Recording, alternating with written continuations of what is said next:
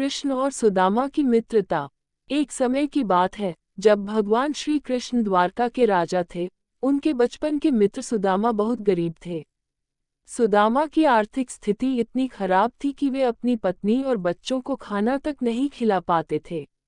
एक दिन सुदामा की पत्नी ने उनसे कहा, आप भगवान कृष्ण से जाकर मिलिए। वे आपके बचपन के मित्र हैं और वे आपकी मदद जरूर करेंगे। सुदामा ने संकोच करते हुए कहा, मुझे कृष्ण से कुछ मांगना अच्छा नहीं लगता, लेकिन यदि तुम्हारी यही इच्छा है तो मैं द्वारका जाऊंगा। सुदामा अपनी पत्नी के दिए हुए चावल की कुछ मुट्ठी लेकर द्वारका पहुंचे। द्वारका में जब सुदामा ने राजमहल के द्वार पर पहुंचकर भगवान कृष्ण से मिलने की इच्छा जताई तो द्वारपाल ने उनकी हालत देखकर उन्हें अंदर नहीं जाने दिया। लेकिन जब भगवान कृष्ण को पता चला कि उनका बचपन का मित्र सुदामा द्वार पर खड़ा है तो वे तुरंत दौड़ते हुए आए और सुदामा को गले से लगा लिया। कृष्ण ने सुदामा का बड़े आदर और सम्मान के साथ स्वागत किया।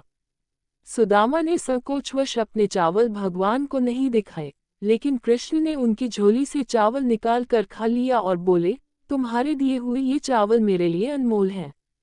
सुदामा कृष्ण से कुछ मांगने नहीं आए थे, वे सिर्फ अपने मित्र से मिलने आए थे। परंतु भगवान श्री कृष्ण सुदामा की गरीबी से अवगत थे। उन्होंने सुदामा के जाने के बाद उनके घर को धन धान्य और सुख समृद्धि से भर दिया।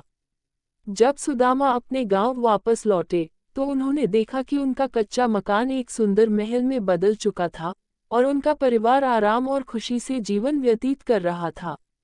सुदामा ने भगवान श्री कृष्ण का धन्यवाद किया और उनकी मित्रता और प्रेम की महानता को समझा।